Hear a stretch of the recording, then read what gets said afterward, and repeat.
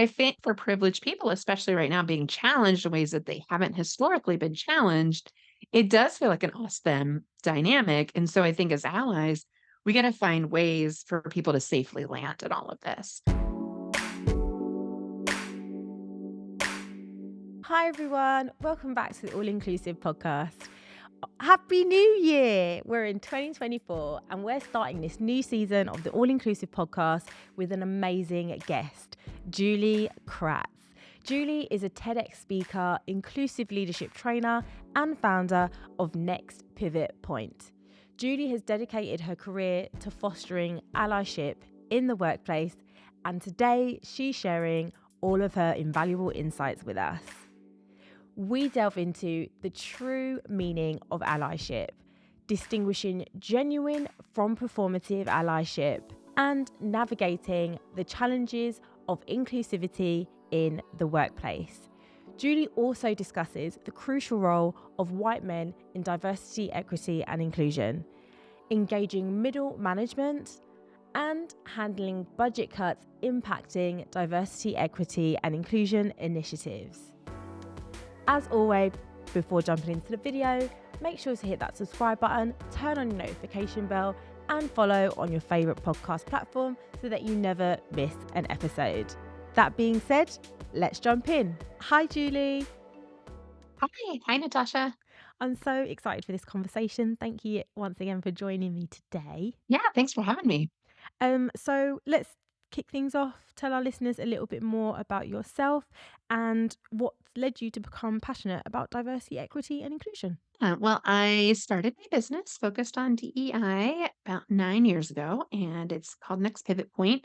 And our purpose is to help leaders better understand inclusion and to facilitate inclusive experiences. So, ideally, everyone feels a sense of belonging, which is sadly not the current state of most workplaces. I spent 12 years in corporate myself, and that was really an inspiration for my work as I didn't quite put my finger on it. We weren't talking about belonging or psychological safety or, all the issues that women were facing, let alone folks of color and others with intersectional identities at the time. But it was really the lack of inclusion that led me to leave myself. And I thought, that's such a shame. We shouldn't have to leave. We should create workspaces that people want to stay at. So that's really been the inspiration for this work and continues to inform our research, books, talks that we give on the subject, and really focusing on allyship because it's really important that people understand. It's not about saving the day. It's not about rescue capes. It's about really intentionally standing with somebody and empathizing and being vulnerable and listening to the stories and collecting information and sharing it with others to spread allyship. So that's our life's work, and it's really exciting, especially now the crosshairs of it all to Mm. see the shakeout and where people are at and their journey. No, yeah, I totally, I can totally see how that it's exciting times, I guess, if that's the way to put it. um, Well, the good news is people are committed. They're really committed right now, and those mhm. that were not committed to begin with are long gone. Which, really, it's not for everybody. There's plenty of non-inclusive places to work. Yeah, if that doesn't want to be a focus to you, have at it. Mm, But for those committed, they're really in it. exactly. So let's dial it back to the basics. You touched on it, allyship. Um, what does that mean to you? Yeah, allyship really is about leveraging your privilege, your power for good. And so thinking about the unearned advantages that you've had. For me, for example, that has been, being white in the conversation about racism, right? I'm not directly impacted by it, but of course we all are. But when I use my privilege to speak into anti-racism work, my voice is heard a little differently as an ally, right? It doesn't feel self-serving the way other folks unfortunately might be perceived. The same goes for folks that are non-disabled, talking about disabilities and a quarter of the world's population has a disability. What a shame to not elevate that issue, especially in the workplace where it's largely underrepresented. LGBTQ plus, here in the US, there's a ton of terrible legislation that's being passed against the community. And so how can we stand up against these issues as allies? And it's really understanding where you have power and privilege and then listening to marginalized groups and finding a way to genuinely support it over time. It's not a one and done, it's not a check the box. That's more performative, where we're doing it as a performance to get the credit.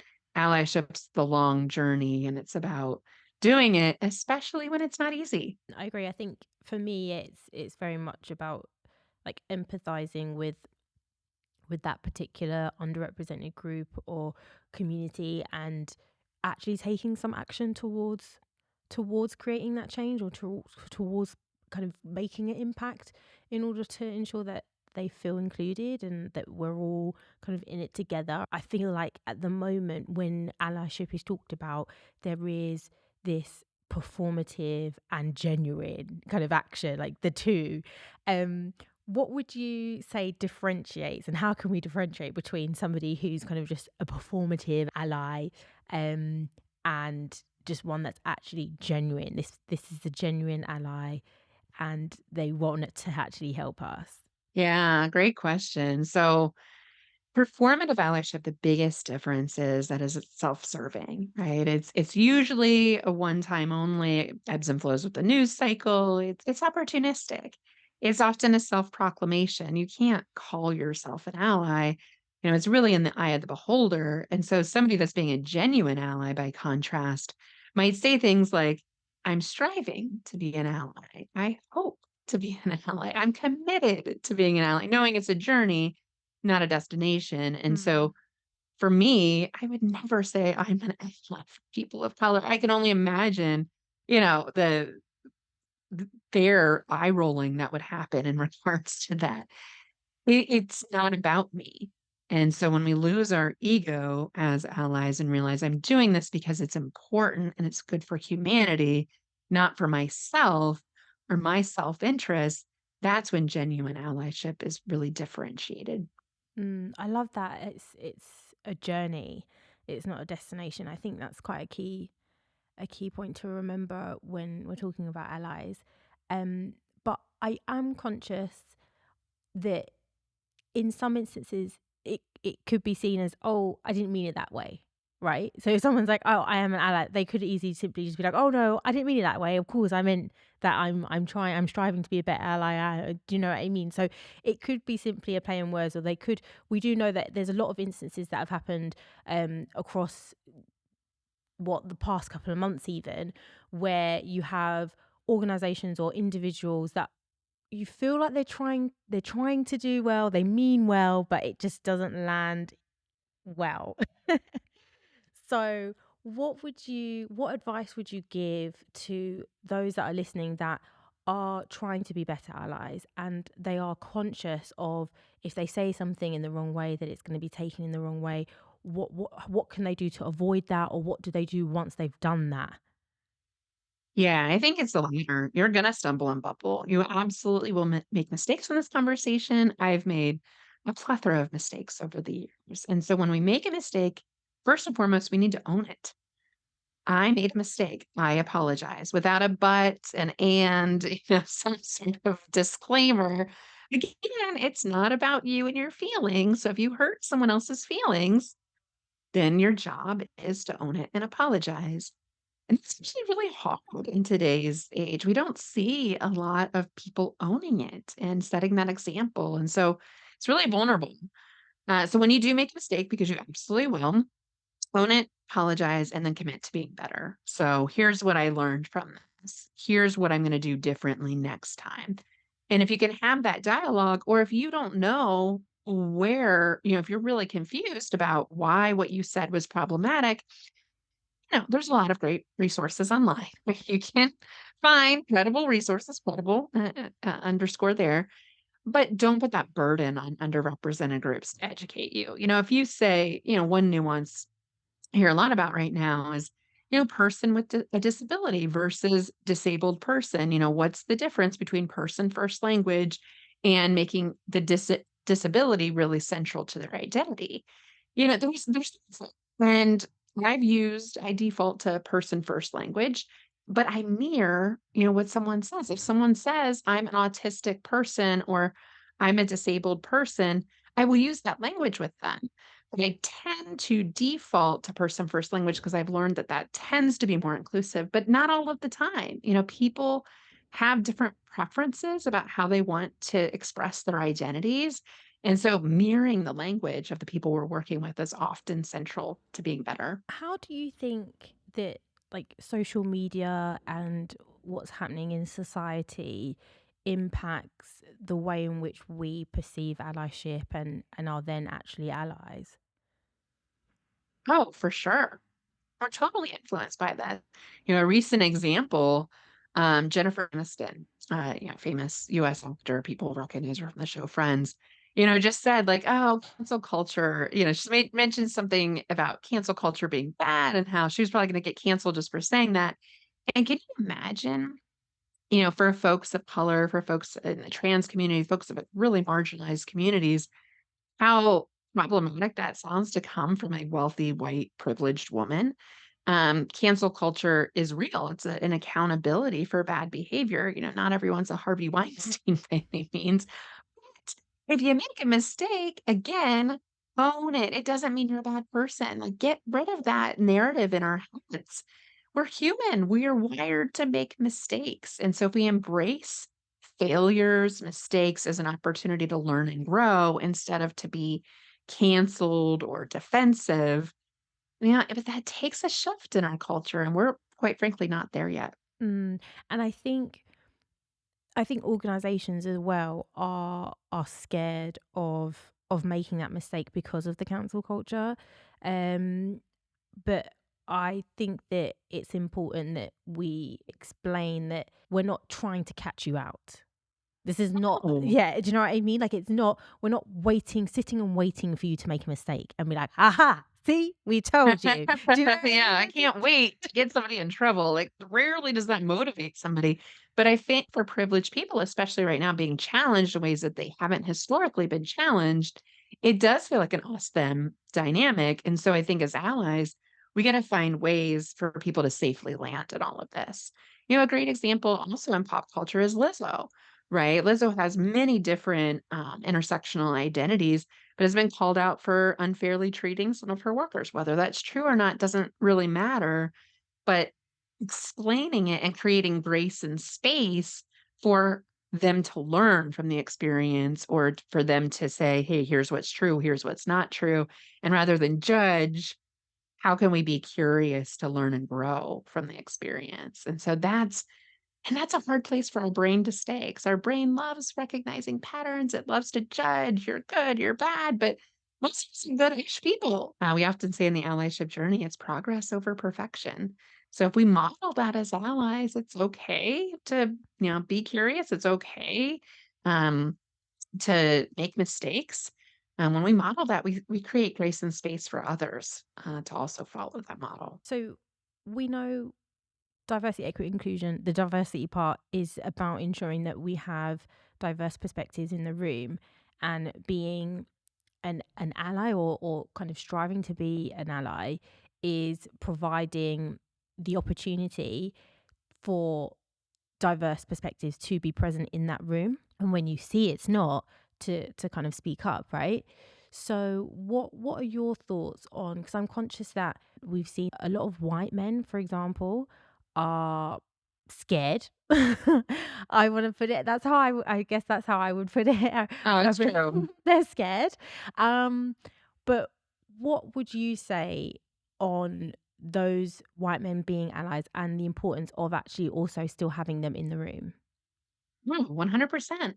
If you think about corporate America, and recognize this as a global audience, but globally, our leadership teams do not reflect and mirror the populations they hope to serve. It's roughly 80% white men, presumably straight, cisgender, non-disabled. That is not the state of humanity. That is not what the global population looks like. So that's a disconnect. That's a big problem. That's exactly why we need them engaged in DEI work. The I is inclusion. Everyone's included. It's not just for people of color. It's not just for women. It's not just for folks with disabilities, etc. It's for everyone.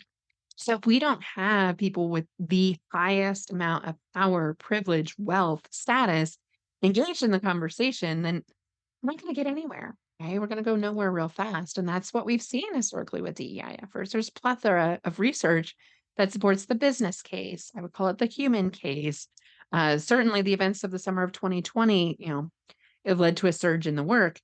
But there's also often a step forward and often a step or two back, with the current pushback and backlash that we're seeing right now by what I call the loud minority. I don't, it's about 20% of the population that's creating a stir right now.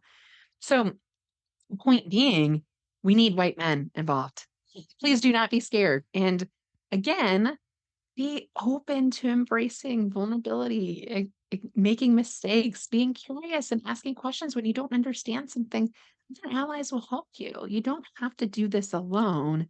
And DEI work is absolutely for you, just as it is genuinely for everyone. In your experience, you work with a number of organizations on their DEI strategies, creating inclusive cultures, and you've also got a book on allyship in action as well. Um, from all of your experience, what would you say is key steps that an organization or a leader can take in order to bring these white men on board? Well, first and foremost, define what DEI is and what it isn't. So this is a huge problem that we're seeing right now is I can, consider it woke, propaganda. People are confusing critical race theory as another acronym. I don't even know how people make these connections, but absolutely it's about social awareness. But it is not CRT is not something that's traditionally taught in corporate settings. It's a higher ed learning program. So there's just a lot of misunderstandings. Understanding the misunderstandings and clearing the air first. So here's what it is. Here's what it isn't.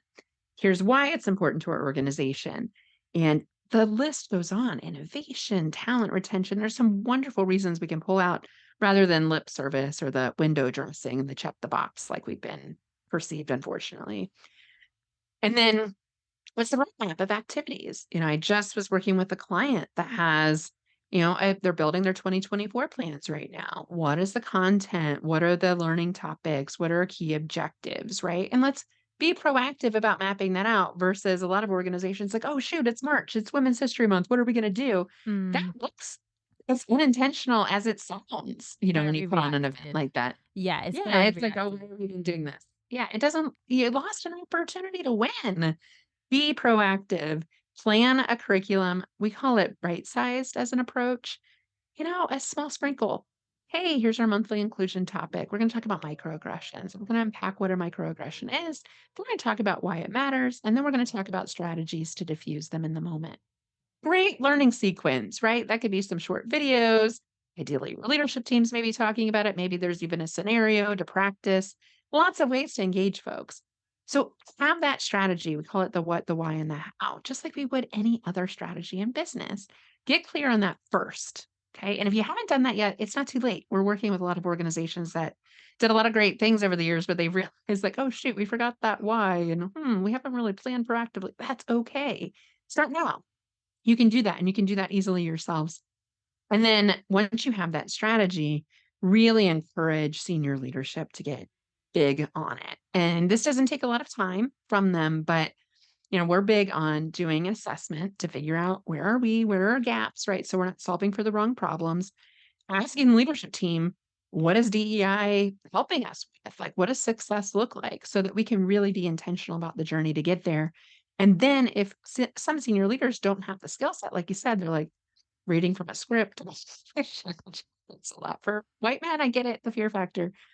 Working with them to do, a 360 assessment, you figure out where their landmines are because if they start saying things that aren't consistent with the strategy or dodging questions or saying, "Oh, no, that's not really important," you've lost all credibility. Get the senior leadership team truly engaged and show them that this isn't an us versus them, right? This is we want to help you lead more inclusively, and you're gonna get more from your teams, and you're gonna stay relevant long term. Mm. This is a big moment in talent right now where, you're not gonna be able to continue to backfill positions with white men. Like, historically, maybe you've been able to do that, That is not what the workforce looks like anymore, and it will not look like that, and it will continue to shift and shift, and this is a pain point for leaders. That's what you're used to, the college degree, the X years of experience, the formal package. Yeah, good luck. Good luck finding those unicorns because they just don't exist like they have in the past, and we need to better reflect the societies and communities we hope to serve anyway, so this is just good for business in general. I couldn't agree more. The senior managers should be able to speak freely about the great work that's been going on rather than deferring their question to, that's HR. Oh, let me pass you to our chief diversity officer who handle that. Oh, let me pass you to our chief people officer. Whereas it should be a fully collaborative and kind of inclusive of everyone. I think everyone can play a role. Um, I know we've spoken about senior leaders, making sure that we've got their buy-in, that they're invested in this. What about middle managers? Because I do feel that we don't talk about very often about how DEI lands with middle managers, and what are kind of the misconceptions, would you say, that middle managers have when it comes to DEI that you found? Yeah. Yeah, and I just wanted to build off of a comment you said about everyone's job is DEI. I loved a recent interview, that Mattel did about the Barbie movie. The Mattel DEI person said, "This isn't my job to drive this. This is the whole organization's job, and I actually hope 5 years from now, I'm out of a job because everyone's just doing this." Just to underscore, it is everyone's job. So to that point, it's absolutely middle management's job. But guess what? Right? Even if your organization is doing the right things at the senior leadership level, which a lot of organizations are not, there's still some naysayers on those, and even just 1 or 2 can be very disruptive. But Mm, even if you're doing a good job up there and your front lines are probably filled with marginalized and underrepresented people, because that's just the state of our workforce today. Yeah, but who's in the magic middle? Those middle managers. Probably, on average, been in the workforce for about 20 years. um, DEI was not a thing back then. In fact, this were personal issues we didn't talk about in the workplace. Like, I remember as somebody myself that would fit into that bucket, being told, "Stop thinking about being a woman and just get the job done." It was like identity last, work first, yeah. and that paradigm has shifted in the last 20 years. So the middle manager has been left out of the conversation, has a lot of misunderstandings about it, has a huge, huge impact on the employee experience at a company. And so if we don't attack that middle layer, and that attack sounds that is probably a better word for that, address. I don't like using violent language, but address the middle layer and equip them with tools and information. And this doesn't have to be hard. You don't have to do week-long things.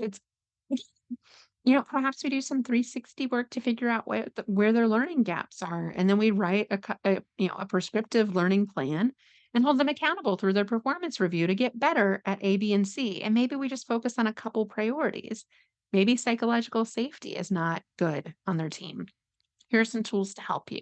Here's some coaching to support you and work through those ideas. Maybe they don't have a diverse team at all. And so they need to work on hiring and recruiting for a better diverse team. Well, how do I do that? Right? Here's some tools. Here's some resources to help. We're going to measure, your new hires. Have you created a diverse pool of candidates? We're not going to ask you to hire somebody less qualified. And air quotes, I'm putting that in.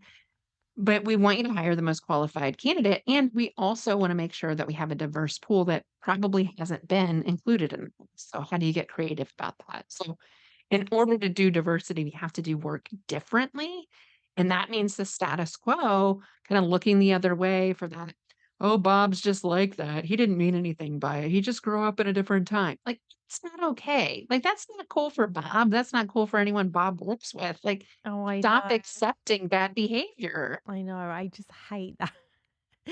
But I Ah, feel like everyone's had that Bob. I think everyone's had a Bob. I literally did. And there's always been a colleague of Bob's saying the exact same response. "Oh, don't worry, it's just that thing." I mean, sometimes I even catch myself, I know it even about my grandmother sometimes, like, some of the things that Yeah. she comes up with, she's of a certain age, she's Caribbean, and even I find myself kind of thinking, in the first instance, oh no, it's just her age, like it's just how she's grown up. And then I'm like, actually, no, like this is not okay. Like we need to have a conversation with her as best as we can, um, given her mental capacity at the age that she's at, but still at least Yeah. try and address it. I feel like, yeah, we need to move away from being this kind of dismissive um idea and more about actually just saying, oh, you know what, that wasn't okay.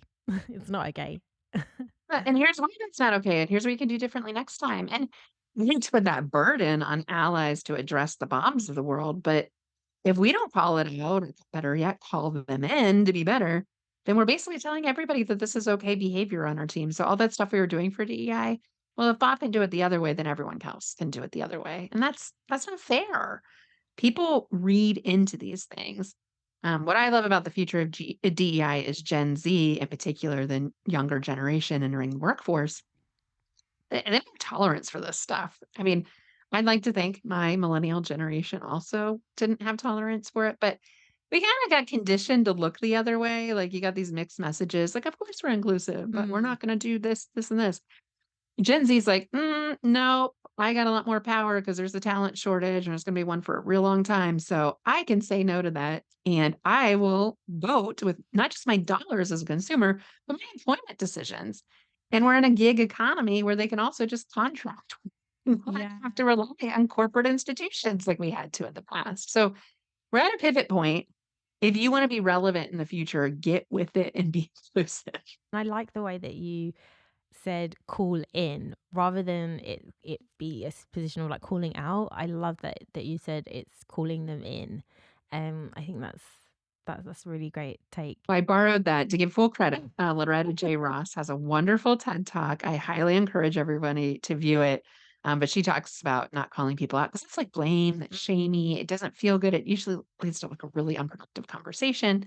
So call people in. Hey, Bob, when you said that, here's how I took it. Like, let's think about how to do that differently next time. It doesn't have to be this harsh conversation. It can be usually, unless there's a repeat offender, that's a whole different thing, but a 5-minute circle back, it doesn't have to be in the moment either. Mm.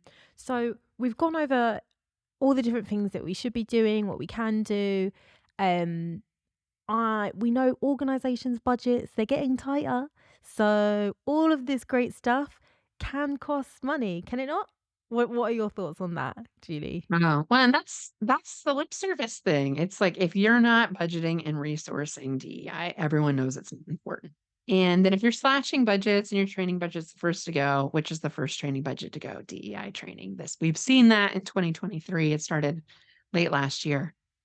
If you think you're going to stay relevant by doing things the same tired way and not having an inclusive workforce, again, good luck. I think the runway is running out. Definitely in the next few years, you will struggle to have customers and employees. But for now, if you want to maximize stockholder returns and slash training budgets, sure, short-term strategy probably will work with the quarterly reporting cycle.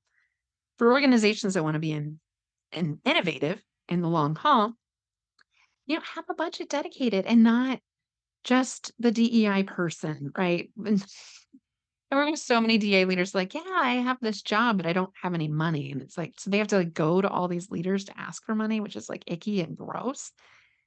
They need resources, they need tools. They can't create everything for the org. And that's not a good idea to create your own things. Don't reinvent the wheel. There's wonderful content that be curated from subject matter experts. And so I think about reasonable budgets depend on employee size. So when we're working with, an employee base of less than 100, they're not going to have a DEI person. They're lucky to have an HR person that's not buried, especially if they're growing.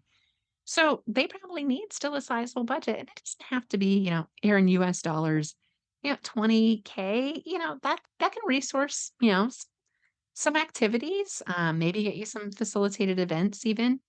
As you start to climb up, though, in the hundreds, especially to 500, that's when we start to see that people invest in diversity officers, diversity leaders.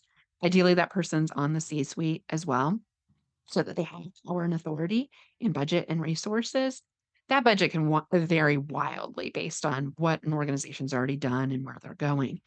But global organizations, once you get up to like the 100K mark, They're resourcing, they're spending quite a bit of money on this. Most of the global organizations I'm working with, they know about environmental, social governance, ESG mandates that are coming down in early 2024. And so they're getting ahead of it. They're doing pay equity studies, they're getting representation, reporting in a systemic way. So it's less cumbersome. And they're making sure they're doing the right activities and tracking it. So again, it depends on employee size. I just oversimplified it with those three buckets. Key thing is resource this now to stay relevant later. I've so much enjoyed our conversation. I feel like I could talk to you for so much longer. You've got so much knowledge. I can't thank you enough for joining me today. Before you do leave us, I would love to get one piece of parting advice from you for the aspiring allies out there and for those that are striving to be better allies. Yeah, I think one key thing I'd underscore is it is a journey. It is not a destination and progress over perfection. Do not worry about getting this work perfect. It will look inauthentic. Be you, be authentic. Oh, I love it. Oh, thanks again, Julie. And for those that are listening, if they want to connect with you, how best can they do that? Yeah, easiest way to find me, LinkedIn. I post very regularly. I'm also a Forbes columnist, so you can find me there. Julie Kratz, JuliekRatz, and then nextpivotpoint.com. Great place for a lot of free resources. You can actually, on our homepage, download a free inclusion guide on how to have an inclusive meeting. So that can get a conversation started right away. I invite you to do that. And then Allyship in Action's our latest book. So really, it's a field guide. It's here are the 10 practices of an ally. Here's how to practice, assess them, and here's some workbook activities also to practice using it real time. Oh, fantastic. I'm going to be putting links to all of those resources that you've mentioned down below for anyone who is listening. Please do check it out. Julie, you're amazing. Appreciate you and all the work that you are doing. Continue, please continue.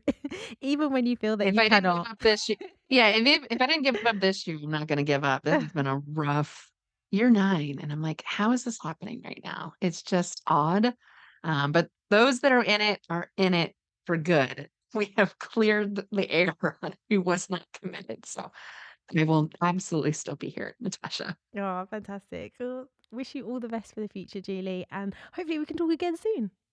Yes, awesome.